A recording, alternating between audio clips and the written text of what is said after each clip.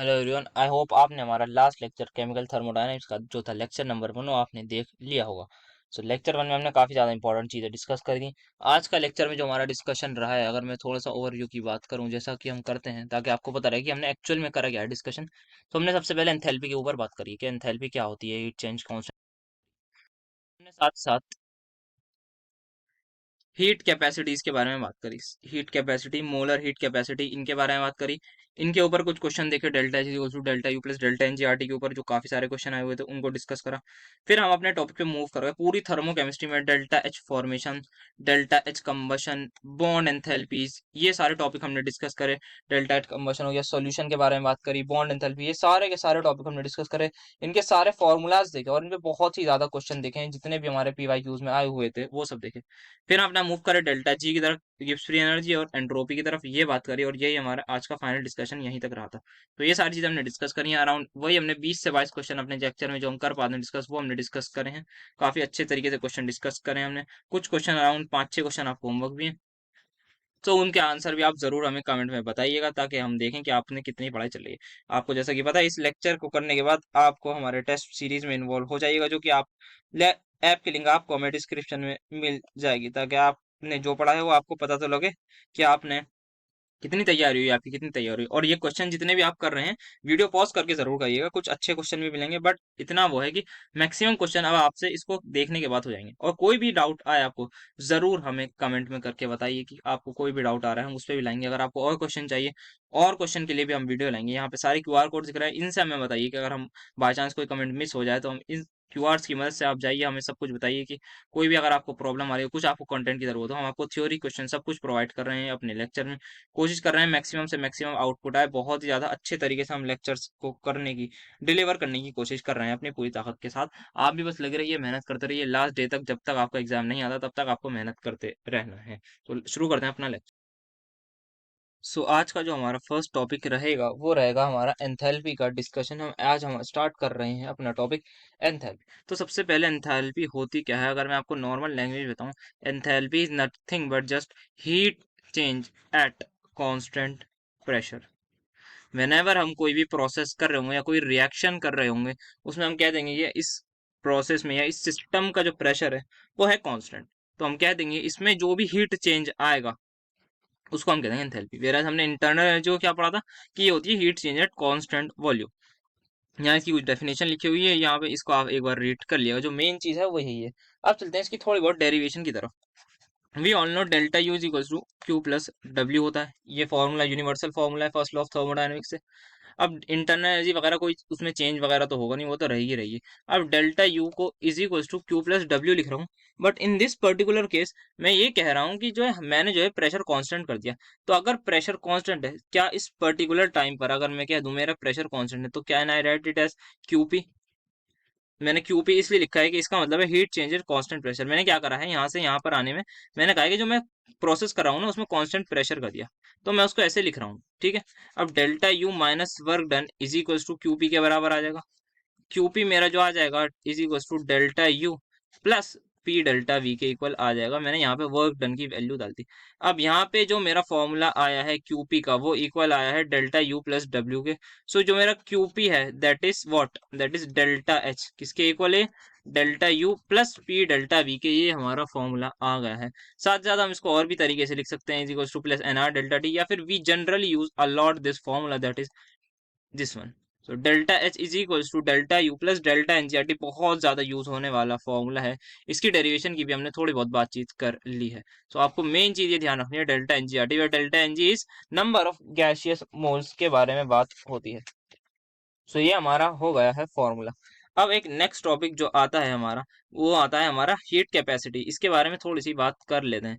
तो heat capacity सबसे पहले होती क्या है, हीट कैपेसिटी हमने स्पेसिफिक हीट कैपेसिटी पढ़ी थी। अब यहाँ पे जो है अमाउंट ऑफ हीट, कितनी हीट चाहिए, amount of heat, amount of heat required to raise temperature, to raise temperature of system by 1 degree या 1 केल्विन, ठीक है। अब यहाँ पे जो आ रहा है हीट कैपेसिटी में, वो ये आ रहा है कि हमारा जो अमाउंट ऑफ हीट रिक्वायर्ड है to raise the temperature of system by 1 degree या फिर 1 केल्विन। कोई भी बात होगी वो होगा। हमने किसी भी सिस्टम का अगर टेम्परेचर 1 डिग्री से रेस कर दिया तब हमारी वो कहलाएगी हीट कैपेसिटी। एक चीज आती है स्पेसिफिक हीट कैपेसिटी। स्पेसिफिक क्यों क्या होता है? Amount of heat required to raise the temperature of system of 1 gram of system. मतलब जो भी हम चीज लेंगे ना उसमें 1 ग्राम ले लेते हैं, ये हम स्पेसिफिक हीट कैपेसिटी के लिए करते हैं। इसमें कितना भी मास ले लें, इसी वजह से ये हमारी एक्सटेंसिव होती है और स्पेसिफिक हीट कैपेसिटी हमारी इंटेंसिव होती है, यही रीजन है। देन हमारे पास जो टर्म आ जाती है वो आती है molar heat capacity. Molar heat capacity.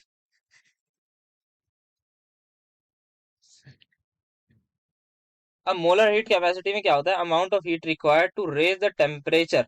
यहाँ पे सब कुछ सेम है। ऑफ सिस्टम, ऑफ सिस्टम की जहां आ जाएगा यहाँ पे of 1 mole of gaseous system, यहाँ पे 1 मोल की बात आ जाएगी। ये हम कहते हैं of 1 mole of gaseous system. इस स्पेसिफिक हीट कैपेसिटी को हम लिखते हैं आपका C इज इक्वल टू, इसको हम ऐसे लिखते हैं C इज इक्वल टू आपका delta Q bye delta T। इसको हम कहते हैं आपका, इस तरीके से हम इसको लिखते हैं C की वैल्यू। अब हम यहाँ पे अगर हम बात करें Cm की, जो कि हमारी होती है मोलर हीट कैपेसिटी, इसको हम लिखते हैं ऐसे Cm से। बट इसमें क्या होता है, हमारे पास जो मोल्स होता है वो 1 होते हैं और इसमें होता तो उसकी वैल्यू भी सेम ही है। बट हमें जो सिस्टम में, इस सिस्टम में हमें मोल्स इतने लेने हैं। अब यहाँ पे जो कुछ टर्म्स आ जाती हैं वो आती है heat capacity at constant volume, heat capacity at constant pressure. इसकी मैं डेरिवेशन नहीं करा रहा फॉर द टाइम, बट ये याद रखिएगा heat capacity at constant pressure को I am writing as CV, heat capacity at constant pressure को। और ये जो हमारी इक्वल होती है CV, ये इक्वल होती है delta U by delta T के। ये क्या लिखा है मैंने? Delta U is equal to CV delta T आ गया। ठीक है, ये क्या है? मेरी heat capacity at constant volume. और ये क्या है? Constant volume. अगर मुझे इसको मोलर हीट कैपेसिटी के टर्म्स में लिखना है, दैट इज कुछ मोल्स के लिए मैं इसको लिखता हूँ CVM। मतलब ये आ गई मेरी मोलर हीट कैपेसिटी। तब मैं मल्टीप्लाई कर दूंगा मुझसे, तो डेल्टा U का जो फॉर्मूला है वो आता है मेरा NCV delta T, NCVM delta T कह लीजिए। सिमिलरली जो मेरा डेल्टा H का फॉर्मूला आता है वो आता है NCPM डेल्टा T। मतलब हीट, ये molar heat capacity at constant pressure वाली बात आ रही है यहाँ पर। ये delta U NCV delta T और delta H NCP delta T, ये हमारे पास दो बातें आ रही हैं। और मैंने आपको याद कीजिए बताया था कि delta U is a function of temperature है। तो यहाँ पे इसका आपको फॉर्मूला भी दिख गया कि डेल्टा H और डेल्टा T कैसे आपस में रिलेट करते हैं। और डेल्टा H भी हमारे पास, उसका भी हमने रिलेशन देख लिया है कि ये भी हमारा is a function of temperature है। अगर जहां भी हमारा टेम्परेचर 0 होगा, या सॉरी आइसोथर्मल प्रोसेस होगा, टेम्परेचर चेंज नहीं होगा, तो हम डायरेक्ट इन दोनों चीजों को 0 कह देंगे। तो अब चलते हैं हमारे क्वेश्चन वाले पार्ट पर। जैसा कि आपको पता है हम थ्योरी और क्वेश्चन दोनों ही अपने लेक्चर्स में कवर करते हैं, तो ये छोटा सा टॉपिक था। अब इसके ऊपर चलते हैं किस तरीके के क्वेश्चन आते हैं हमारे PYQs के अंदर, वही चीज को हम देखते हैं। और आपको पता ही होगा कि हम थ्योरी और क्वेश्चन दोनों कराते हैं। सो आपको बस अपनी मेहनत के साथ कंटिन्यूसली करते रहना है, हम आपको कंटेंट प्रोवाइड करते रहेंगे, लास्ट डे तक हमारी यही कोशिश रहेगी। तो स्टार्ट करते हैं हमारा क्वेश्चन। इसमें पूछा है which among the following reaction exhibit delta is equal to delta U. अच्छा, तो सबसे पहली बात बतानी है हमें, डेल्टा एच और डेल्टा यू बराबर होना चाहिए। क्या आप सभी को ये रिलेशन अभी ताज़ा ताज़ा याद होगा? Delta H is equal to delta U plus delta NGRT। इन्होंने क्या कह रखा है कि ये दोनों बराबर हो। अगर इन दोनों को इक्वल होना है so it has to be 0। Delta NGRT को 0 होना पड़ेगा। For delta NGRT has to be 0, मेरा जो डेल्टा NG है उसकी वैल्यू को क्या होनी चाहिए? डेल्टा NG की वैल्यू मेरी 0 होनी चाहिए हर हाल में। ये मेरी एक कंडीशन है कि डेल्टा NG जो है वो मेरा 0 होना चाहिए हर हाल में, एट एनी कॉस्ट। तो डेल्टा NG मेरा 0 होना चाहिए। ठीक है, सबसे पहली चीज मुझे ये ध्यान रखनी है कि डेल्टा NG को मुझे करना है हर हाल में 0। ये एक चीज है। मतलब गैसियस मोल जितने, मतलब इसका मतलब क्या है, जितने मोल्स रिएक्टेंट में होंगे गैसियस, उतने ही प्रोडक्ट में होने चाहिए गैसियस। ये बात ध्यान रखनी। तो अब करते हैं इसमें। इसमें मैं लिख रहा हूँ एक साइड प्रोडक्ट साइड और कॉमा डाल के फिर लिख रहा हूँ, सॉरी, रिएक्टेंट फिर प्रोडक्ट। कितने मोल्स हैं यहाँ पे? 2 मोल्स हैं। और प्रोडक्ट में कितने हैं? 2 हैं। तो मतलब ये आंसर हो सकता है। यहाँ पे कितने हैं? 3 किसमें? रिएक्टेंट में। 2 किसमें? प्रोडक्ट में। देन यहाँ पर एक रिएक्टेंट में, 2 हमारे पास उसमें। देन यहाँ पर है ये कार्बन, देखिए सॉलिड आ गया है तो इसको काउंट नहीं करेंगे, 2। और यहाँ पे आ रहे हैं मेरे पास 3। सो यहाँ पे आ रहे हैं मेरे पास 2 एंड देन 3। सो यहाँ पे कौन सा ऐसा केस है जिसमें दोनों इक्वल आ रहे हैं? The only case is this. So हमारा आंसर होगा यही। इसी केस में डेल्टा एच और डेल्टा यू बराबर आएंगे। नेक्स्ट क्वेश्चन हमारे पास आता है what is the value of delta H minus delta U for the reaction. So we all know delta H जो है हमारा किसके इक्वल होता है? Delta H is equal to delta U plus delta NGRT। तो मुझे क्या निकालना है, delta H minus delta U. तो करते हैं, इसको इधर ले आते हैं, delta H minus delta U equals to delta N G R T. ठीक है, ये हो गया। अब डेल्टा एन जी निकालना है मुझे, आर टी तो ऐसे ही लिखना है क्योंकि यहाँ पे आप देख सकते हैं। सो यहाँ पे नंबर ऑफ मोल्स रिएक्टेंट में कितने हैं, यहाँ पे दो क्या है, ये दो ये लेंगे, तीन ये लेंगे, क्या ये लेंगे, नहीं जी ये सॉलिड दिख नहीं रहा है आपको, ये सॉलिड है तो ये नहीं लेंगे। रिएक्टेंट में कितने हैं, तीन। Number of moles in product कितने हैं, एक। डेल्टा एन जी की वैल्यू क्या आएगी, product minus reactant, that is -2। सो ये मेरा इक्वल आ जाएगा -2 इंटू आर टी के। तो आंसर मेरा क्या हो जाएगा, -2 आर टी, जो भी हो। आप देख रहे होंगे कितने सिंपल सिंपल क्वेश्चन इसी फॉर्मूले पर आए हुए हैं 2023 के ही अंदर। बढ़ते हैं नेक्स्ट क्वेश्चन की तरफ, और आई होप आप वीडियो को पॉज करके क्वेश्चन सॉल्व कर रहे होंगे। नेक्स्ट क्वेश्चन हमारे पास आता है, 2 moles of an ideal gas expand freely. अच्छा, नंबर ऑफ मोल्स दो दे रखे हैं, isothermally from 5 DM cube two 50 DM cube. अच्छा, मुझे इनिशियल वॉल्यूम दे रखी है, मुझे फाइनल वॉल्यूम दे रखी है, मुझसे पूछा गया है what is the value of delta. Sir ये कैसे करें, हमने तो यही पढ़ा है, delta H equals to delta U plus delta N G R T. या फिर दूसरा फॉर्मूला जो हमने पढ़ा था, delta H equals to N C P M delta T. क्या आप सभी को यहाँ पे आइसोथर्मल वर्ड दिख गया है, इसका मतलब क्या होता है सर, इसका मतलब ये होता है मेरा डेल्टा टी जीरो है, इसका मतलब क्या हुआ, मेरा डेल्टा एच भी जीरो होगा। सो मेरा जो आंसर होगा वो क्या हो जाएगा, जीरो। करते हैं क्लिक ऑप्शन नंबर ए पर, बढ़ते हैं नेक्स्ट क्वेश्चन की तरफ। सो नेक्स्ट क्वेश्चन अगेन हमारा सेम ही कंसेप्ट पर आया हुआ है। करते हैं, delta H is equal to delta U plus delta N G R T plus delta N G की वैल्यू डायरेक्ट ही निकाल लेते हैं। प्रोडक्ट साइड में कितने हैं, 1 + 3 कितना होता है, 4। रिएक्टेंट में कितने हैं, 2। डेल्टा एन डी क्या आ जाएगा मेरा, 4 - 2 या 2 - 4, सर 2 - 4 आएगा क्योंकि प्रोडक्ट माइनस रिएक्टेंट होता है। तो ये -2 आ गया, तो इसको मैं यहाँ से हटा देता हूँ और ये हो जाएगा -2 आर टी। सो आंसर मेरा हो जाएगा आपका ऑप्शन नंबर डी। दिख रहा होगा, बाकी सब में प्लस प्लस ही है। Again what is the correct relation between delta H and delta U. So ये बताना है हमें, delta H is equal to delta U plus delta N G R T होता है। Yes, delta N G R T calculate करके direct answer ही लिख देते हैं। ये क्या है, एक दो, तो 2 मोल मेरे पास किस में है, मेरे पास रिएक्टेंट में। 1 + 1 = 2। प्रोडक्ट में कितने, सर प्रोडक्ट में भी 2 है। तो इसका मतलब डेल्टा एन जी की वैल्यू क्या आ गई, सर जीरो आ गई। तो यहाँ पे जीरो ही रहने दूं, तो मेरा डेल्टा एच और डेल्टा यू क्या आ रहा है, इक्वल आ रहा है, that is option number D. तो इस टॉपिक का ये लास्ट क्वेश्चन होता होगा हमारा। अगेन इसमें हमें बताना है what is the value of delta H minus delta you at constant temperature for the reaction stated below. अच्छा, हमारे पास कोई उस पे हमें ये बताना है, delta H minus delta U की वैल्यू क्या आएगी। सो डेल्टा एच किसके इक्वल होता है, delta H equal to delta U plus delta N G R T. Delta H minus delta U is equal to delta N G R T. Delta N G R T direct calculate करते हैं, 1 + 5 कितना होता है, 6। 3 + 4 लिखूं या नहीं लिखूं, sir नहीं लिखिए क्योंकि यहाँ पे ये लिक्विड है, इसलिए इसको हटा दीजिए, तो 3 ही आएगा।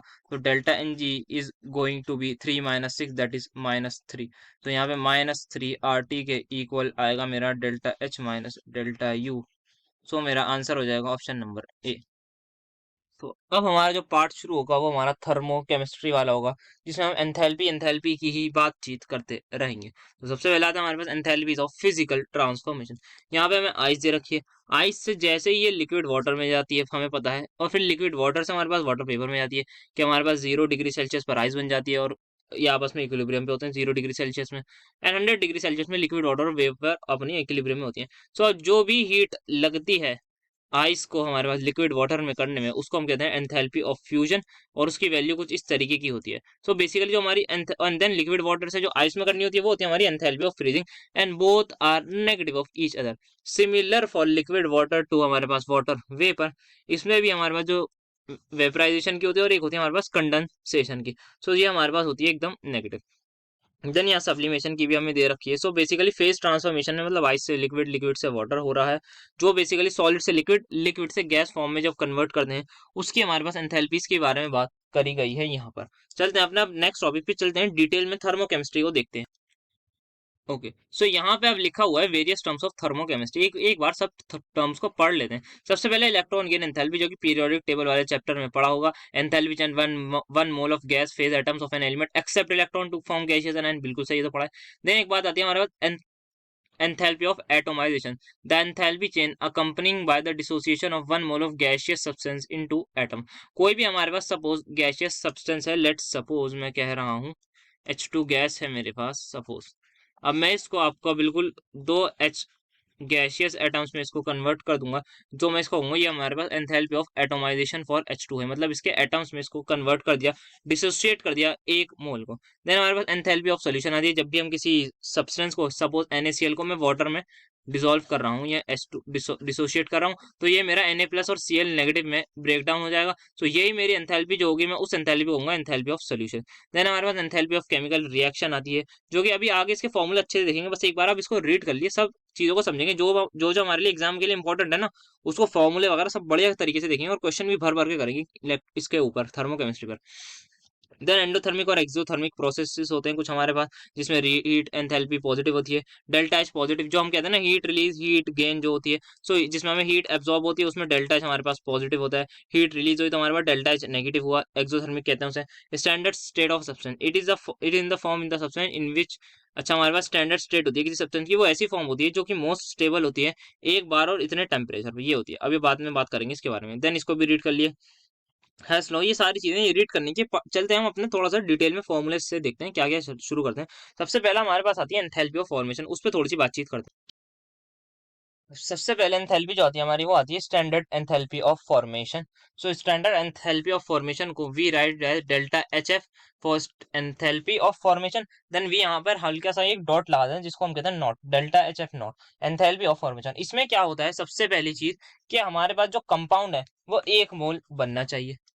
जो कंपाउंड है वो 1 मोल फॉर्म्ड होना चाहिए, मतलब जो प्रोडक्ट है, ठीक है, 1 मोल प्रोडक्ट बन गया। साथ ही साथ दूसरी कंडीशन ये है, वो अपनी एलिमेंट्स जो भी उसके एलिमेंट्स हैं, वो अपनी एलिमेंट्री स्टेट में होने चाहिए एट स्टैंडर्ड कंडीशन। जिससे भी ये बना हुआ है, जो भी रिएक्टेंट होंगे, जो भी एलिमेंट्स होंगे, वो अपनी in its elementary state. Sir elementary state क्या होती है, इसको थोड़ा सा समझते हैं।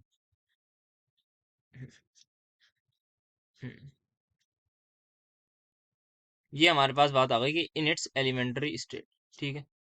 ये पता लग गया हमें कि इन इट्स एलिमेंट्री स्टेट होता है डेल्टा एच एफ नॉट की वैल्यू 1 मोल कंपाउंड फॉर्म्ड होता है अब, ठीक है। अब एग्जांपल लेता हूं मैं। सबसे पहले हमें पता है हाइड्रोजन एक गैस होती है, हमें पता है क्लोरीन एक गैस होती है। क्या आप सभी को पता है जो हाइड्रोजन H2 है, वो Cl2 है, वो हमें नेचर में इसी फॉर्म में एग्जिस्ट करती है। यस वी ऑल नो कि इसी फॉर्म में होती है। तो इसी स्टेट को हम कहेंगे इसकी स्टैंडर्ड स्टेट। जिस फॉर्म में ये नेचर में पाया जाता है, उस फॉर्म को हम कहते हैं उसकी एलिमेंट्री स्टेट या स्टैंडर्ड स्टेट। तो यहाँ पे जो मिल गई वो मिल गई HCl गैस मिल गई हमें, ठीक है। अब यहाँ पे क्या 1 मोल प्रोडक्ट मिल गया, यस 1 मोल मिल गया। क्या यहाँ पे रिएक्शन बैलेंस है, नहीं, पहले रिएक्शन बैलेंस करना पड़ेगा। तो ये हमारी रिएक्शन हुई बैलेंस, और इस रिएक्शन का जो भी डेल्टा एच आएगा, मतलब जो भी heat change eight constant pressure आएगा, उसको हम कहेंगे डेल्टा एच एफ नॉट या फिर delta H F not form enthalpy of formation of HCl, ये हम कहेंगे। दिस इज कॉल्ड हमारे पास स्टैंडर्ड एंथैल्पी ऑफ फॉर्मेशन। अब हमें एक चीज याद रखनी है, जितने भी एलिमेंट्स होते हैं वो उनकी एलिमेंट्री स्टेट में, all elements in their elementary state have delta H F not equal to 0। For example, क्या आप सभी को पता है जो क्लोरीन है हमारे पास, वो Cl2 गैस हमें नेचर में मिलती है, एलिमेंट्री स्टेट में मिलती है, यस। हमारे पास सोडियम जो है वो सॉलिड मिलता है। ब्रोमीन किससे मिलता है हमें, सर ब्रोमीन लिक्विड मिलता है हमें नेचर में। देन हमारे पास कार्बन का ग्रेफाइट वाला मिलता है। तो ये सारी चीजें जो होंगी, अगर हमारे पास ये आ जाए रिएक्शन में और हमसे पूछा जाए कि इनकी स्टैंडर्ड एंथैल्पी ऑफ फॉर्मेशन बताओ, तो इन सभी की जो एंथैल्पी ऑफ फॉर्मेशन होगी वो मेरी होगी 0 के equal. This is what we have to remember. ये एक हमारे पास इंपॉर्टेंट बात आ रही है यहाँ पर, ठीक है। सो अब चलते हैं अपना नेक्स्ट एंथैल्पी की तरफ। सो नेक्स्ट एंथैल्पी हमारे पास आ जाती है, पहले हेस लॉ आता है हमारे पास। हेस लॉ के बारे में बात करते हैं, फिर आगे एंथैल्पीज पे डिस्कशन करते हैं।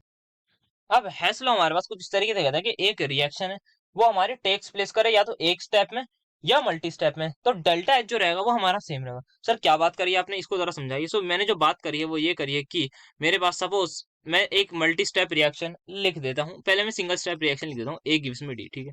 अब मैं इसके ये मैंने सिंगल स्टेप लिख दिया, मैं लिख रहा हूँ मल्टी स्टेप।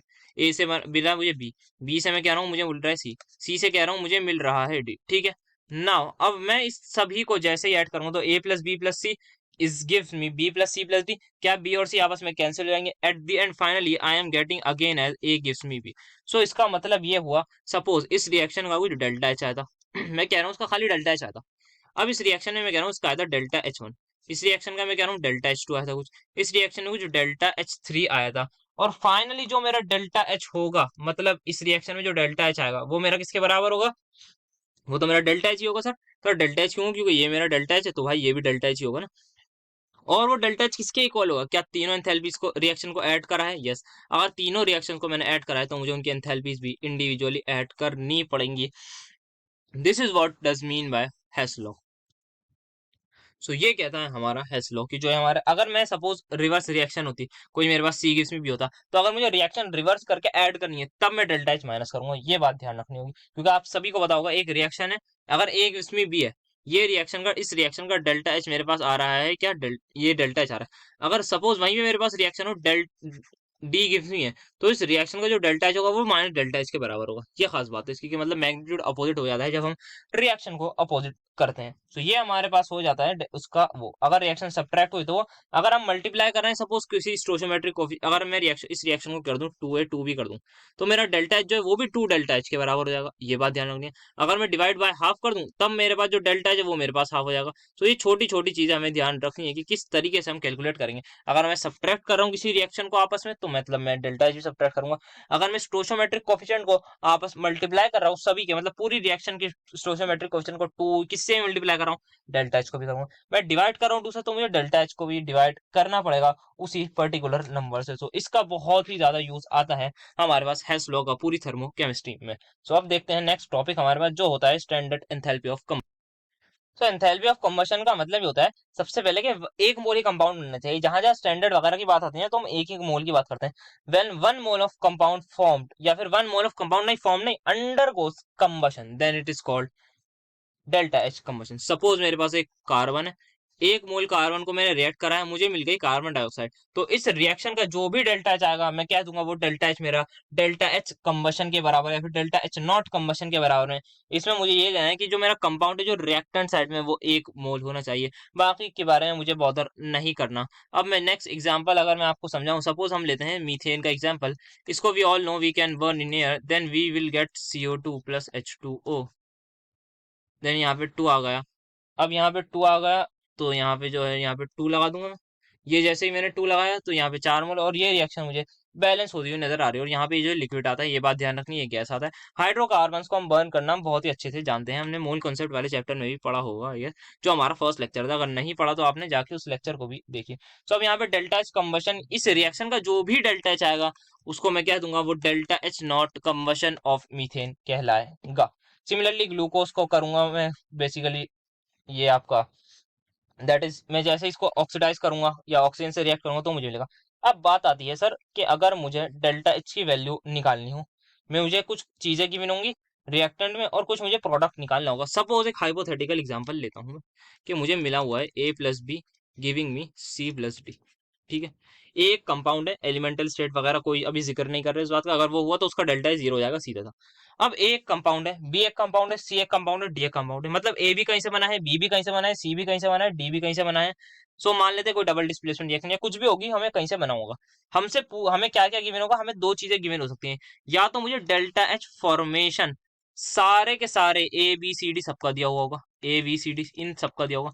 दूसरी चीज जो मुझे दी हो सकती है, या तो मुझे डेल्टा एच कंबशन दे रखा होगा, मतलब मुझे एंथैल्पी ऑफ कंबशन दे रखा होगी सभी लोगों की, that is A B C D की। ठीक है, और मुझसे फाइनली पूछा जाएगा कि सर हमें बताइए delta H of this reaction क्या होगा। क्या क्या गिवन होगा मुझे, A B C D का मुझे डेल्टा एच फॉर्मेशन या फिर डेल्टा एच कंबशन गिवन होगा। मुझसे पूछा जाएगा कि इस रिएक्शन का जो डेल्टा एच है उसकी वैल्यू बताइए। सो उसकी वैल्यू जो हमें बतानी है उसके लिए सीधा सा एक फॉर्मूला हम लगा देंगे, दैट इज ये। तो डेल्टा एच जो हमारे पास रिएक्शन का होगा वो कहलाएगा सबसे पहले, जितने भी हमारे पास आपके, सबसे पहले डेल्टा एच फॉर्मेशन। किसका डेल्टा एच फॉर्मेशन, हमारे पास ए का है तो ए का, सबसे पहले ए का लिख देंगे।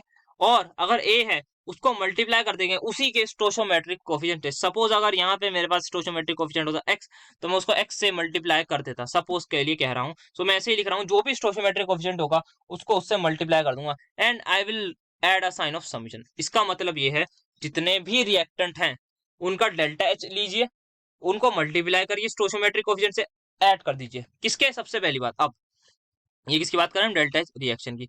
और ये जो होगा हमारे पास, ये होगा हमारे पास रिएक्टेंट का। ठीक है, अब माइनस करना है हमें प्रोडक्ट से। ठीक है, सो सेम केस में मान लेता हूँ y होगा मेरा उसका कोफिशिएंट ऑफ प्रोडक्ट। सो मैं इसको कर दूंगा प्रोडक्ट को। सो जो मेरा अल्टीमेटली डेल्टा एच आएगा वो कुछ इस तरीके से आएगा कि डेल्टा एच रिएक्शन का जो होगा वो मेरा इक्वल आ जाएगा डेल्टा एच फॉर्मेशन किसके, रिएक्टेंट माइनस प्रोडक्ट के। ठीक है, सो ये मेरी एक छोटी सी फॉर्मूला हो गया।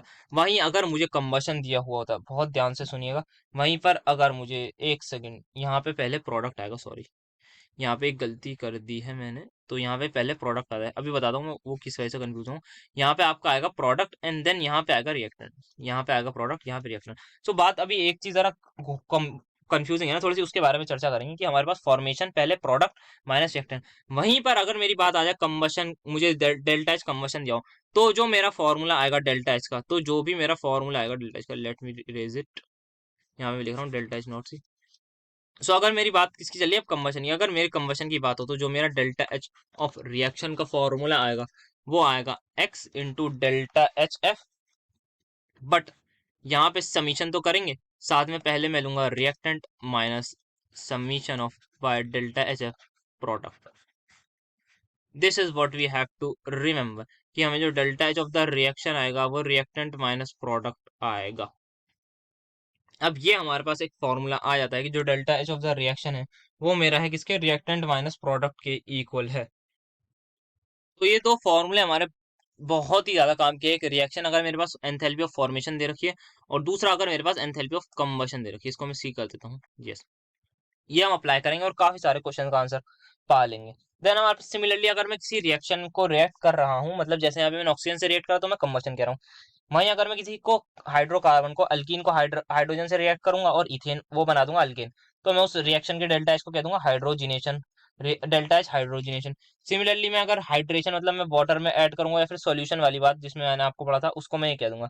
एक हमारे पास आयनाइजेशन के भी होता है, अगर मैं किसी एसिड या बेस को उसको आयनाइज कर दूंगा उसके आयन में, तब मैं उसको कह दूंगा आपका डेल्टा एच आयनाइजेशन। देन हमने फेस ट्रांसफॉर्मेशन वाला तो पढ़ ही लिया था, जिसमें हमारे पास delta H fusion, delta H freezing, ये सब हमने पढ़ा था, वो आपस में एक दूसरे के नेगेटिव होता है। देन हमारे पास एक एलोट्रोपिक ट्रांसफॉर्मेशन वाला भी होता है, अगर हम एलोट्रोप्स में करते हैं। देन हमारे पास कंसेप्ट आता है बॉन्ड एनर्जी का, that is very very important. Bond energy वाले कंसेप्ट को हम देख लेते हैं थोड़ा सा।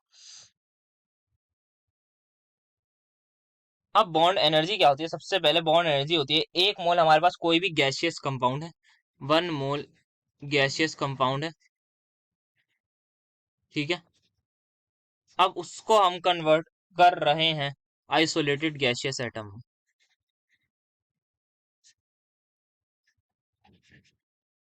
ये हम कर रहे हैं 1 मोल कंपाउंड को आइसोलेटेड गैसियस एटम्स में, ठीक है। 1 मोल कंपाउंड कोई भी होगा हमारे पास, सपोज मेरे पास हाइड्रोजन है, उसको मैं कन्वर्ट कर रहा हूँ 2H में, और ये किसमें आएगा, उसमें, ठीक है। ये मेरे पास जो आ गया है, मैंने क्या करा है, यहाँ पे जो 1 मोल गैसियस कंपाउंड था, इसको मैंने इसके आइसोलेटेड गैसियस एटम्स में कन्वर्ट कर दिया है। सो इस रिएक्शन में जो भी डेल्टा एच होगा, मैं उसको कह दूंगा bond energy of H2। Delta H for this reaction is equals to bond energy of H2। Sir ऐसा क्यों कहा है, ऐसा इसलिए कहा है क्योंकि यहाँ पे बॉन्ड ही टूट रहा है, जितनी एनर्जी मुझे बॉन्ड तोड़ने में चाहिए होगी उतनी ही एनर्जी इस रिएक्शन का डेल्टा एच कहलाएगी। अब इन जनरल अगर मुझे डेल्टा एच वही रिएक्टेंट प्रोडक्ट वगैरह सबका दे रखा हो, तो फॉर्मूला जो आएगा वो यही आएगा, समीशन ऑफ एक्स, यहाँ पे stoichiometric coefficient, bond energy of reactant minus summation of this bond energy of product. ये मेरा फॉर्मूला बन रहा है। तो ये मैंने बातचीत कर ली है डेल्टा एच के ऊपर। यहाँ पे क्या क्या ध्यान रखना है, एक सबसे पहले आ गया ये कि delta H of the reaction is equal to, combustion कर हो तो कंबशन में क्या देखना है, पहले कंबशन में पहले रिएक्टेंट लेने हैं, बाद में प्रोडक्ट लेने हैं। बट जहां बात आ जाए फॉर्मेशन की, वहां पे पहले प्रोडक्ट बाद में रिएक्टेंट। देन यहाँ पे बात आ जाए जैसे आपके पास बॉन्ड एनर्जी में, तो पहले रिएक्टेंट बाद में प्रोडक्ट। सो रिएक्टेंट माइनस प्रोडक्ट जो है हमारे पास, एक तो बॉन्ड एनर्जी में, दूसरा हमारे पास कंबशन में है, और फॉर्मेशन के केस में हमारे पास कुछ उल्टा ही हो रहा है। ये चीज ध्यान रखनी होगी, याद करनी होगी, ताकि इजीली हम क्वेश्चन को कर पाए। एक और फॉर्मूला जो कि ऑलमोस्ट लास्ट ही होगा, वो होता है हमारे पास डेल्टा एच सॉल्यूशन, मतलब एंथैल्पी ऑफ सॉल्यूशन। इसका जो सीधा सा फॉर्मूला आता है वो आता है delta H solution is equal to delta H किसकी, lattice enthalpy plus delta H hydration energy. अब आप सभी को बताओ, जो लेटिस एनर्जी है वो हम देते हैं, हाइड्रेशन एनर्जी है वो रिलीज होती है केमिकल बॉन्डिंग चैप्टर में, हम इसके बारे में बातचीत करते हैं। तो ये एक लास्ट फॉर्मूला था। सो हमारे पास 3-4 फॉर्मूले हैं थर्मोकेमिस्ट्री में, इसी पर बेस्ड क्वेश्चन आएंगे, उसी को हम अप्लाई करना सीखते हैं बस। अब इसके बाद कुछ क्वेश्चन देख लेते हैं, फिर आगे के टॉपिक्स करेंगे 2-4 क्वेश्चन करने के बाद। फर्स्ट क्वेश्चन आता है हमारे पास, what is the heat of formation of N2H4 if bond enthalpies are as given as N की बॉन्ड कितनी दे रखी है, नाइट्रोजन कितनी है और उसकी। तो सबसे पहले हमें पता होना चाहिए सर रिएक्शन क्या होती है। सर रिएक्शन होती है, नाइट्रोजन है हमारे पास, हाइड्रोजन है हमारे पास, रिएक्ट करके बना देता है N2H4। अच्छा, सो यहाँ पे जो N2H4 है, यहाँ पे इसमें 2 लगा दूंगा तो ये रिएक्शन मेरी हो गई बैलेंस। अब यहाँ पे जो नाइट्रोजन है, ये हमें पता होना चाहिए इसमें बॉन्डिंग क्या होती है। सर ये ट्रिपल बॉन्ड होता है, प्लस 2 हाइड्रोजन में सिंगल बॉन्ड होते हैं।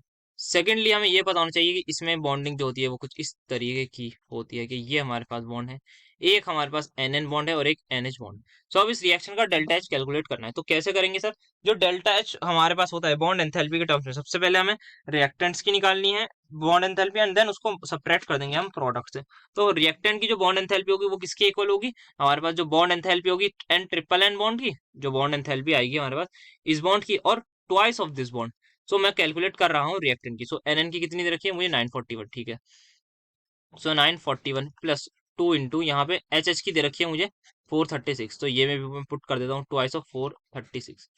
ये मेरे पास किसकी आ गई, ये मेरे पास आ रही है रिएक्टेंट की। अब प्रोडक्ट की निकालनी है। सर प्रोडक्ट की कैसे निकालेंगे, यहाँ पे कितने बॉन्डेड N डबल बॉन्डेड, एक N डबल N बॉन्ड है, तो क्या यहाँ पे उसकी वैल्यू दे रखी है। Okay just a second, sorry यहाँ पे जो है ये सिंगल बॉन्ड होगा, थोड़ी सी मुझसे मिस्टेक हो गई, यहाँ पे सिंगल बॉन्ड होगा। अब यहाँ पे ठीक है, नाइट्रोजन के पास 3 बॉन्ड होगा, ये मैंने डबल गलती से बना दिया था। Okay let's continue. So N single and bond जो है हमारे पास वो उस कितने बॉन्ड है, वो है हमारे पास एक। सो मतलब एक एंड सिंगल एंड बॉन्ड है, तो उसके लिए मैं लिख रहा हूँ इस वाले बॉन्ड के लिए 159 प्लस 4 मेरे पास NH बॉन्ड है, एक NH बॉन्ड, 2 NH बॉन्ड, 3, तो इससे मैं मल्टीप्लाई कर दूंगा। तो NH बॉन्ड की कितनी दे रखी है मुझे, वो दे रखी है 389। सो 4 इंटू 389। अब जो भी मुझे आंसर चाहिए होगा वो कैसे आएगा, मैंने रिएक्टेंट की निकाल ली, मैंने प्रोडक्ट की निकाल ली। सो मेरा फाइनल आंसर आएगा, मैंने स्टोचियोमेट्रिक कोफिशिएंट से मल्टीप्लाई कर दिया, यस यहाँ पे कर दिया। यहाँ पे ये 4 स्टोचियोमेट्रिक कोफिशिएंट नहीं है, यहाँ पे 4 नंबर ऑफ बॉन्ड्स है। अगर सपोज यहाँ कोई स्टोचियोमेट्रिक कोफिशिएंट होता तो नंबर ऑफ बॉन्ड्स के साथ मैं उसको भी मल्टीप्लाई में कंसिडर करता। सो मेरे पास ये आ जाएगी प्रोडक्ट, सबसे पहले रिएक्टेंट की, प्रोडक्ट की, तो रिएक्टेंट माइनस प्रोडक्ट करके आंसर निकाल लेंगे। तो इसको जल्दी से कैलकुलेट कर लेते हैं एक ही बार में। सो अब जो हमारे पास आंसर आएगा वो, इसको मैं मल्टीप्लाई करने के बाद जो आ रहा है वो आ रहा है अप्रोक्सीमेटली 1813, और इसको मल्टीप्लाई करने के बाद आ रहा है 1715। सो फाइनली डेल्टा H जो हो जाएगा मेरा फॉर दिस रिएक्शन वो हो जाएगा reactant minus product, that is equal to 98 kilo joule. So मेरा आंसर भी हो जाएगा ऑप्शन नंबर सी।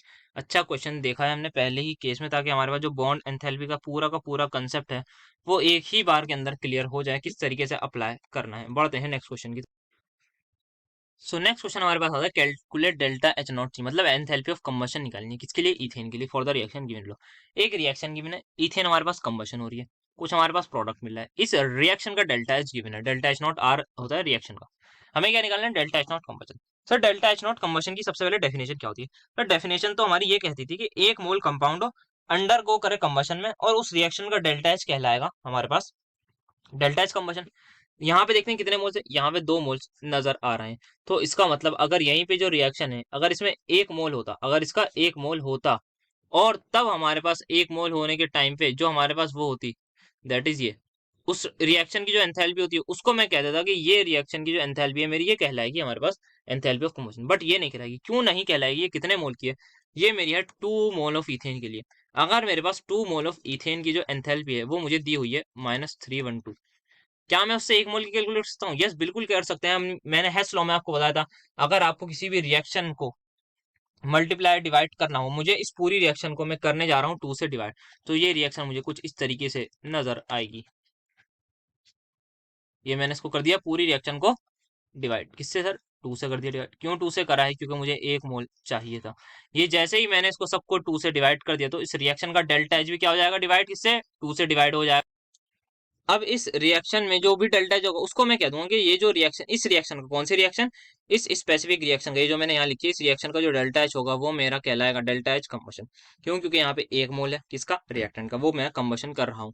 तो इसका डेल्टा एच होगा वो delta H of that reaction, मतलब -332 डिवाइडेड बाई 2 होगा, that is also equal to delta H0 C। तो यही मेरा आंसर हो जाएगा, that is -156 kilo joule. Answer number, option number C होगा मेरा आंसर।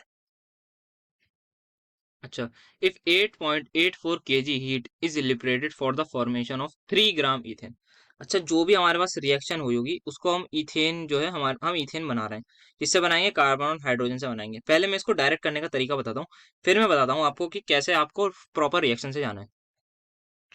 अब जो भी हमारे पास 3 ग्राम इथेन है सर, इथेन का फॉर्मूला होता है, इथेन होता है हमारे पास C2H6, हाँ सर यही होता है।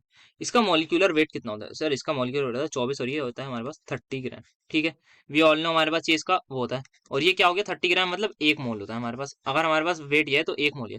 हमें कितना मोल, हमें कितने ग्राम दे रखा है, हमें 3 ग्राम दे रखा है। इसके मोल्स अगर मैं निकालूं, क्या इसके नंबर ऑफ मोल्स मेरे इक्वल आ रहे हैं 0.1 मोल के, ठीक है। सो नंबर ऑफ मोल्स मेरे इन दिस पर्टिकुलर रिएक्शन आ रहे हैं 0.1। मुझसे क्या पूछा, डेल्टा एच नॉट फॉर्मेशन। सबसे पहली कंडीशन डेल्टा एच फॉर्मेशन में क्या थी सर, कंडीशन ये थी कि मेरा प्रोडक्ट जो है 1 मोल होना चाहिए। इन this particular case what is the product, sir product is my ethane. ठीक है, सो अगर मेरे पास 0.1 मोल जब मेरे पास बन रहा है कोई भी प्रोडक्ट मतलब इथेन, तो उसका डेल्टा एच मेरे पास 8.84 आ रहा है। ठीक है, और यहाँ पे heat is liberated, heat is liberated का मतलब यह है जो डेल्टा एच है वो मेरे पास नेगेटिव होगा। हीट एब्सॉर्ब होती तो पॉजिटिव होता, लिबरेटेड होती तो नेगेटिव होता। यहाँ पे इन्होंने कंसेप्ट भी हमसे पूछ लिया है। 0.1 मोल करने पर इतनी हीट रिलीज हुई। अगर 1 मोल मुझे कंपाउंड लेना है तो कितनी हीट रिलीज होगी सर, इसको इंटू कर दीजिए 10, आंसर आ जाएगा मेरे पास यहाँ पे 88.4 के आसपास। तो यहाँ पे थोड़ी सी मेरे हिसाब से प्रिंटिंग मिस्टेक है, यहाँ पे 88.4 ही आएगा आंसर, यही होगा, या फिर यहाँ पे कोई मिस्टेक होगी। तो बेसिकली एनीवेज यही हमारे पास कंसेप्ट है। सो अब समझते हैं रिएक्शन वाले पार्ट से कैसे। सो हमारे पास आंसर आपको मिल गया। सर अब मैं कहूँ कि मुझे क्या दे रखा है, मुझसे पूछा गया है फॉर्मेशन एंथैल्पी ऑफ इथेन। तो यहाँ पे कार्बन है, प्लस मैं लूंगा हाइड्रोजन, रिएक्ट करा के बना दूंगा C2H6। कितना बनाना है मुझे सर, मुझे 1 मोल हर हाल में बनाना है, तभी इस का रिएक्शन का जो डेल्टा एच होगा वो कहलाएगा enthalpy of formation of this. ठीक है, 3H2 ले लिया, ये ले लिया, ठीक है, और 1 मोल मेरे पास बनना चाहिए। बट यहाँ पे इनिशियली मेरे पास 3 ग्राम है, तो इसका मतलब इनिशियली जो है वो 3 ग्राम ले रखा है। तो अगर इनिशियली 3 ग्राम है, तो इसका मतलब ये है ये पूरी रिएक्शन जो है डिवाइड होगी 10 से, क्योंकि जो मेरे पास डेल्टा एच है वो सॉरी जो मेरे पास, हाँ यार डेल्टा एच है ये मेरे पास 3 ग्राम का दे रखा है, मतलब जो डेल्टा एच है वो मेरे पास 0.1 मोल का दे रखा है। तो इसका मतलब मुझे रिएक्शन को मल्टीप्लाई करना होगा 1/10 से, या फिर डिवाइड करना होगा 10 से। फिर वही हैश लॉ लगाने के बाद मैं मल्टीप्लाई करूंगा दोबारा रिएक्शन को 10 से, तो मुझे डेल्टा एच फॉर्मेशन मिलेगा। सो बेसिकली हमें कहने का मतलब ये है कि रिएक्शन वाले पार्ट में अगर मोल से जाना होगा कि भाई 0 पॉइंट है और हम बैलेंस करेंगे, सो बैलेंसिंग के लिए मैं यहाँ 0.1 कर दूंगा, इसको 0.3, 0.2, जो कि generally we don't do because we like to do is in the whole number वाले फॉर्म में। सो यहाँ पे इसमें ये नहीं चलेगा। सो हमारा जो आंसर होगा बेसिकली 88.4 आएगा सीधा सा। बस हमें क्या देखना है कि 1 मोल के लिए चाहिए। सर 1 मोल के लिए निकालना है तो नंबर ऑफ मोल्स निकाल लिए, देखा हमने, अच्छा इसके लिए इतनी हीट थी, अच्छा हीट लिबरेटेड तो मतलब नेगेटिव लगा दिया, and then we will calculate अपना आराम से। सो ये आंसर हो जाएगा। सो अब हमारे पास आता है सबसे पहले एंट्रोपी का क्या होता है सर। एंट्रोपी होती है कि हमारे पास टेंडेंसी होती है रैंडमनेस की, मतलब कोई भी हमारे पास चीज है वो चाहेगी कि वो सबसे ज्यादा रैंडम मोशन में रहे, बिल्कुल हमारे पास रैंडमनेस रहे, जिसको हम डिसऑर्डरनेस कहते हैं, जिसको हम समझते हैं आइस और इसके एग्जांपल से कि वाटर के मॉलिक्यूल सबसे पास पास होते हैं, देन हमारे पास लिक्विड के थोड़े से ज्यादा दूर होते हैं, देन गैस के सबसे ज्यादा दूर होते हैं। तो हम कहते हैं सबसे ज्यादा एंट्रोपी जो है वो गैस की है, देन हमारे पास लिक्विड की, एंड देन गैस की, क्योंकि यहाँ पे सबसे ज्यादा डिसऑर्डरनेस है, या फिर सबसे ज्यादा रैंडमनेस है, जिसको we can also say random motion है सबसे ज्यादा। So entropy is nothing but just disorderness, या हमारे पास वो। वैसे ही हमारे पास कोई रिएक्शन है, अगर उसका मैं आप डायरेक्ट फॉर्मूले पे बता दूं, हमें मुझे निकालना है कि पूरा चेंज इन एंट्रोपी बताओ पूरे रिएक्शन का, तो सिंपल मैं करूंगा entropy of product minus entropy of reactant के साथ यही फॉर्मूला मैं लगा दूंगा। अब बात करते हैं रिवर्सिबल और रिवर्सिबल में। हमने रिवर्सिबल और रिवर्सिबल क्या होगा आप कहेंगे, भाई रिवर्सिबल और रिवर्सिबल हमने अपने पहले लेक्चर में बहुत ही अच्छे तरीके से कवर कर लिया है। अगर आपने नहीं देखा तो जाइए जरूर जाके उस लेक्चर को देखिए, लेक्चर नंबर 1 को, उसमें हमने बताया है किस तरीके से रिवर्सिबल और रिवर्सिबल वो होता है। सो अब जब बात आती है रिवर्सिबल चेंज की, सो सबसे पहले एंट्रोपी का फॉर्मूला देखते हैं। जो डेल्टा एस का फॉर्मूला होता है वो होता है Q/T, मतलब heat change divided by the temperature, ये इसका एक फॉर्मूला होता है हमारे पास एंट्रोपी का। नेक्स्ट पेज पे देखते हैं आगे की। सो कोई भी हमारे पास रिवर्सिबल प्रोसेस है, लेट सपोज रिवर्सिबल प्रोसेस है। अब रिवर्सिबल प्रोसेस में एक चीज जो ध्यान रखनी है, जो टोटल हमारे पास एंट्रोपी है वो जीरो होती है। जो एंट्रोपी टोटल है वो क्या होती है सर, जीरो होती है। अच्छा, तो हमारे पास रिवर्सिबल प्रोसेस में एंट्रोपी जीरो होती है। उससे पहले एक चीज ध्यान रखिएगा कि जो हमारे पास अगर हमें किसी भी चीज की टोटल एंट्रोपी निकालनी है, या फिर डेल्टा एस टोटल और डेल्टा एस यूनिवर्स निकालनी है, सो हमें, आपने ये वर्ड सुना होगा कि एंट्रोपी यूनिवर्स की बढ़ रही है, वो इक्वल होती है डेल्टा एच जो भी हमारा, सॉरी डेल्टा एच नहीं डेल्टा एस, डेल्टा एस जो भी हमारा उस सिस्टम का होगा प्लस डेल्टा एस उस सिस्टम का, सराउंडिंग का, सॉरी, दोनों को हम ऐड कर देंगे और हमें मिल जाएगा टोटल एंट्रोपी चेंज। ठीक है। अब स्पेसिफिकली फॉर रिवर्सिबल, अगर कोई रिवर्सिबल प्रोसेस है, कोई भी लेट्स सपोज रिवर्सिबल प्रोसेस है, उसमें एक चीज ध्यान रखनी है कि जो डेल्टा एस टोटल या डेल्टा एस यूनिवर्स होता है वो जीरो होता है। ठीक है। तो ये जीरो आ गया। डेल्टा एस सिस्टम की जो मेरी वैल्यू होती है फॉर रिवर्सिबल प्रोसेस, इसको मैं कह दूंगा Q reversible divided by temperature plus delta S surrounding. So delta S surrounding is nothing but just the equal of delta S system, that is minus Q reversible by T. क्योंकि Q reversible मतलब heat change at cons हमारे पास reversible process में। अब reversible process में क्या होता है, बहुत हल्के हल्के हमारे पास चेंज होता है हीट में, आप सभी को पता होगा। तो हल्का हल्की चेंज अगर सिस्टम में हल्का चेंज हो रहा है तो सराउंडिंग से भी हल्का हल्का चेंज होगा। क्योंकि अगर हीट जो है सिस्टम के अंदर आ रही है तो कहाँ से जा रही होगी सर, सराउंडिंग से जा रही होगी। अगर बहुत माइन्यूट सी पॉइंट माइक्रो कुछ में हीट जा रही होगी जूल्स में, तो मतलब सराउंडिंग से भी बहुत कम जा रही होगी और सिस्टम में बहुत कम आ रही होगी, तो लगभग जो है हीट का जो चेंज होगा वो बराबर हो जाएगा क्यू रिवर्सिबल में। बट हमारे पास अगर इरिवर्सिबल प्रोसेस हो, फॉर इरिवर्सिबल प्रोसेस, अगर कोई भी लेट्स सपोज इरिवर्सिबल प्रोसेस हुआ, हम्म, उस इरिवर्सिबल प्रोसेस का जो भी डेल्टा एस आएगा वो मेरा ग्रेटर देन आ जाएगा जीरो के। डेल्टा एस टोटल जो है वो ग्रेटर देन जीरो होगा। This is what we have to focus. अब जो हमारे पास का होगा वो थोड़ा अलग चीज होगी। सो ये दो चीज आपको ध्यान रखनी थी एंट्रोपी के बारे में। अब एंट्रोपी का मतलब क्या है सर, रैंडमनेस। कोई भी अगर रैंडमनेस की बात आती है तो इसका मतलब है for reaction to be spontaneous as पर द एंट्रोपी, हम ये कहेंगे कि रिएक्शन तभी अपने पास, स्पॉन्टेनियस प्रोसेस सबसे पहले होती क्या है, स्पॉन्टेनियस प्रोसेस वो होती है जो खुद ब खुद हो जाए, या फिर अगर हमने एक बार उसको स्टार्ट कर दिया तो वो रुके नहीं, मतलब खुद ही खुद हो जाए हल्का सा, we just need to start that particular reaction.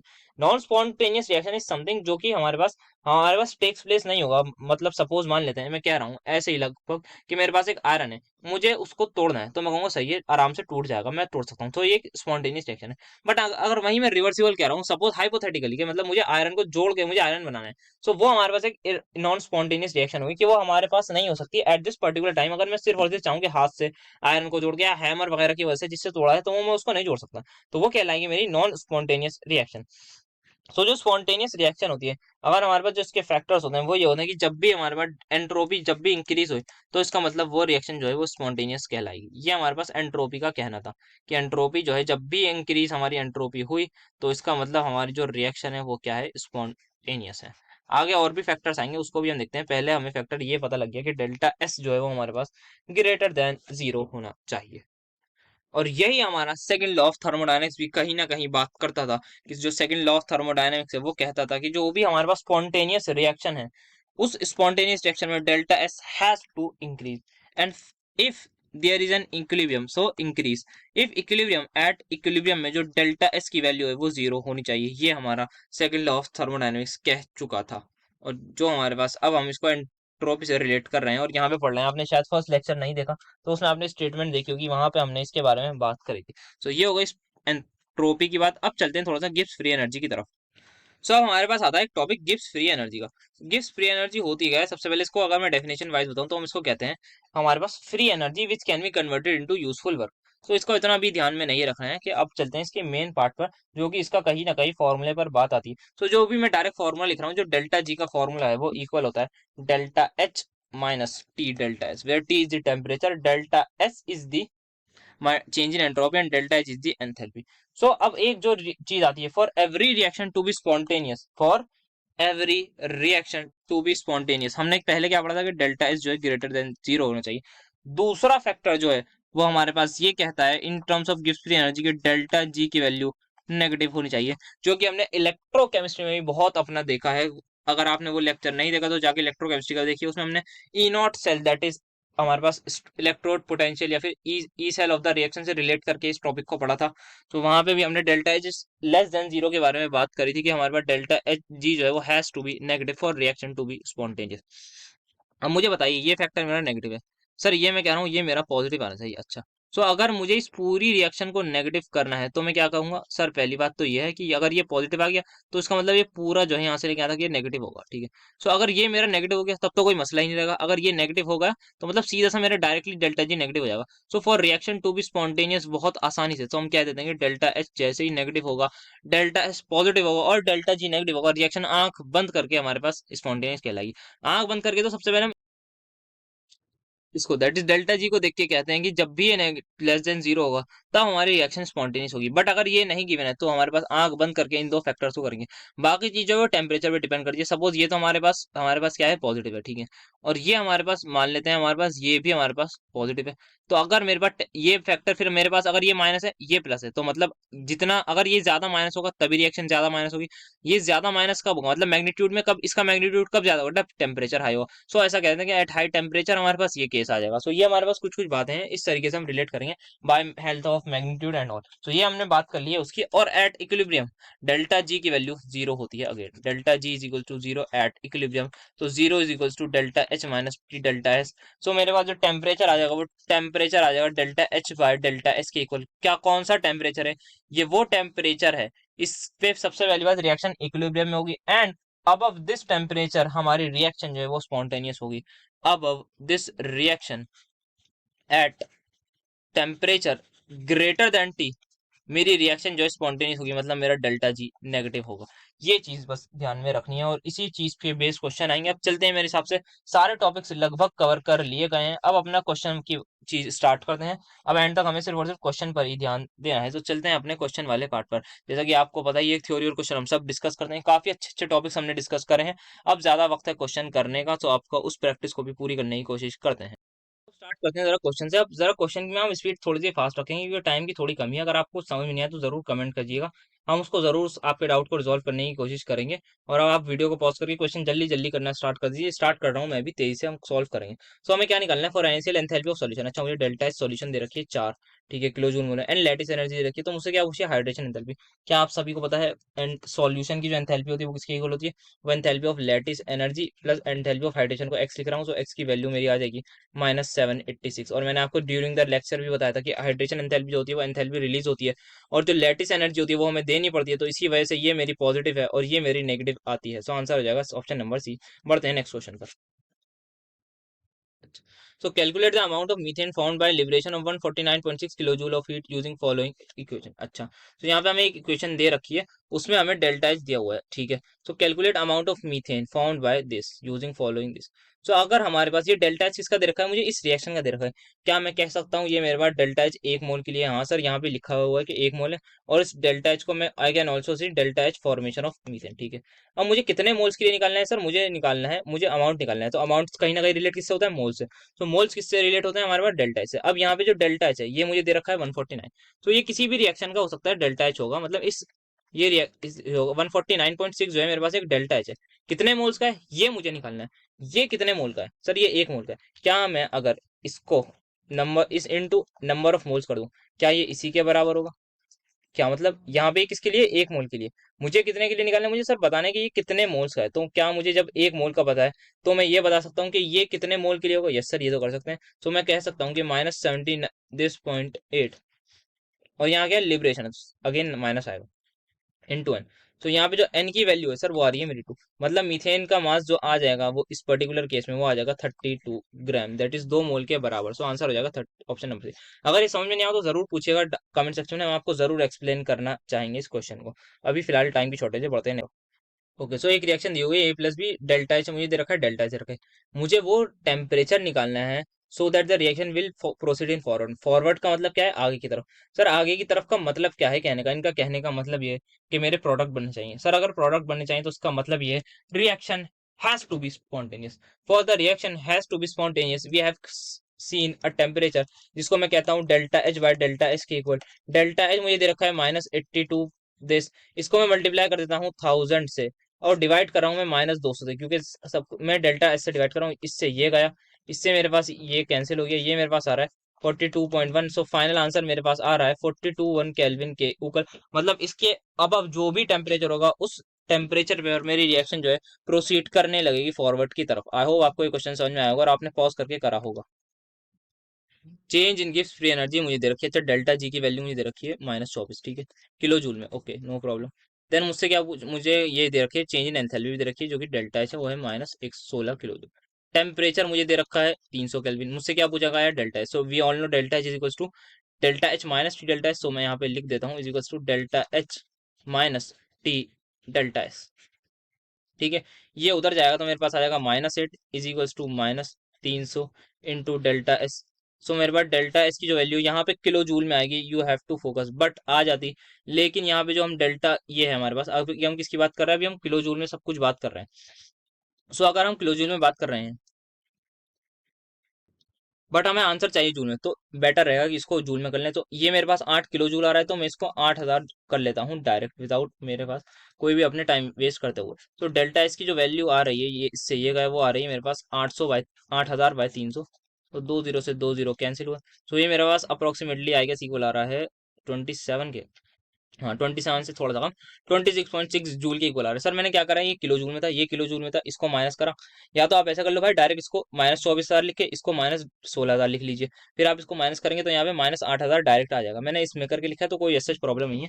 Calculation वाला पार्ट था, बहुत ही ज्यादा ईजी पार्ट था, ईजी क्वेश्चन था, ऑप्शन नंबर आंसर होगा। बढ़ते हैं नेक्स्ट की तरफ। सो नेक्स्ट क्वेश्चन अगेन हमारा सेम फॉर्मूला बेस्ड आ रहा है, इसको मैं आपको होमवर्क दे देता हूँ, ये बेटर ही रहेगा होमवर्क देना। अब इस क्वेश्चन में हमें क्या दे रखा है, heat of vaporisation of water दे रखा है। अच्छा इस क्वेश्चन को जल्दी से सॉल्व करके दिखाता हूँ। Heat of vaporisation of water क्या दे रखा है, ये मुझे पर मोल दे रखा है, ये बात ध्यान रखनी है, मतलब 1 मोल के लिए दे रखा है डेल्टा एच, ठीक है। मुझे क्या निकालना है, 100 ग्राम के लिए, 100 ग्राम के लिए मैं पहले मोल निकाल लेता हूँ, ये मुझे पर मोल दे रखा है। तो इसके लिए मैं जैसे ही मोल निकालूंगा तो 100/18 अप्रोक्सीमेटली 5.55 के इक्वल आ जाएगा।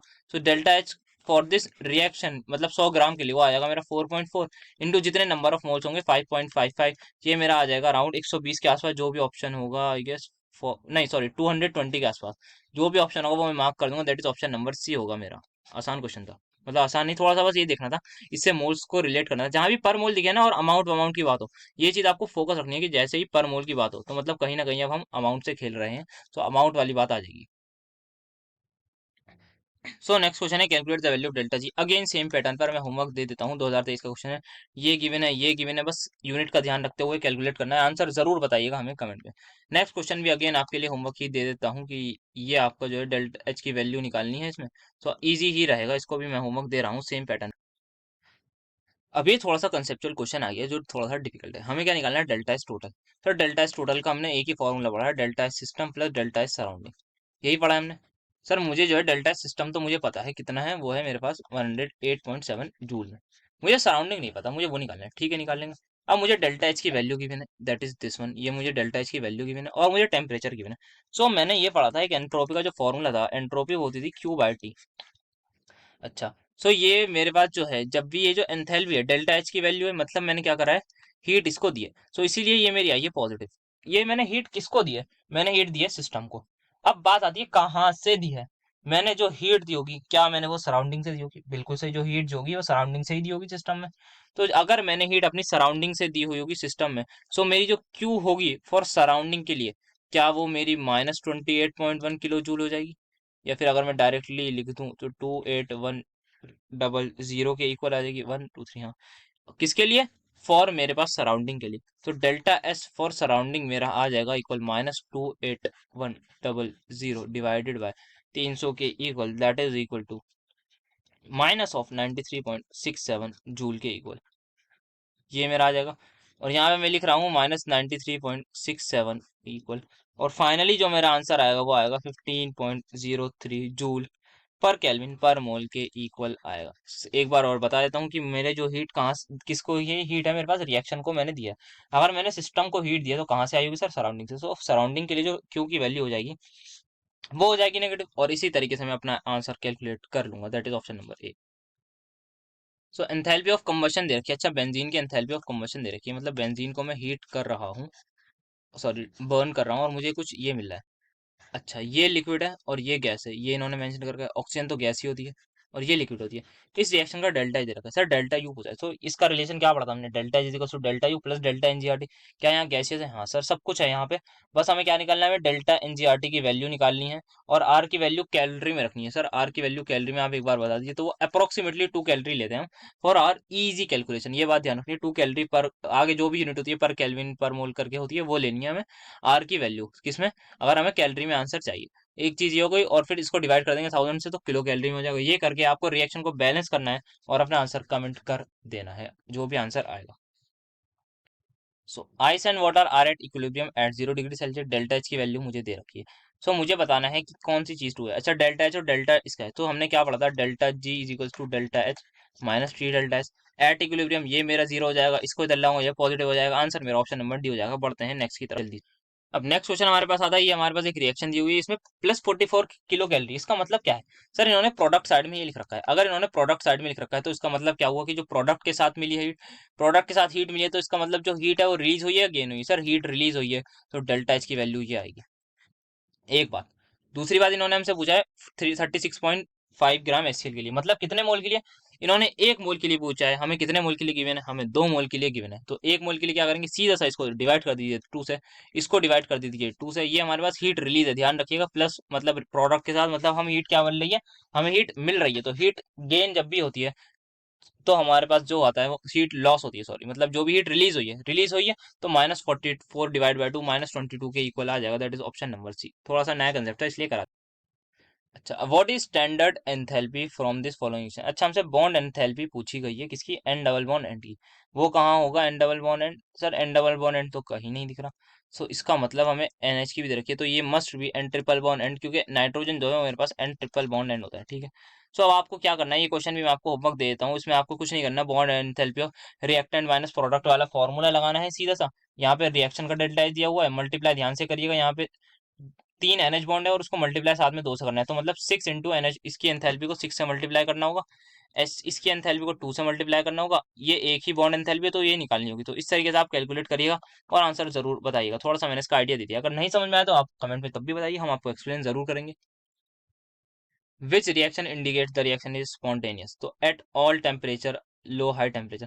सो मैंने सबसे पहली कंडीशन बताई थी, जो डेल्टा जी है वो मेरी नेगेटिव होना चाहिए, और साथ में डेल्टा एस मैंने बताया था पॉजिटिव होना चाहिए। तो इन दो ऑप्शंस को सबसे पहले छांटते हैं और एलिमिनेट करते हैं।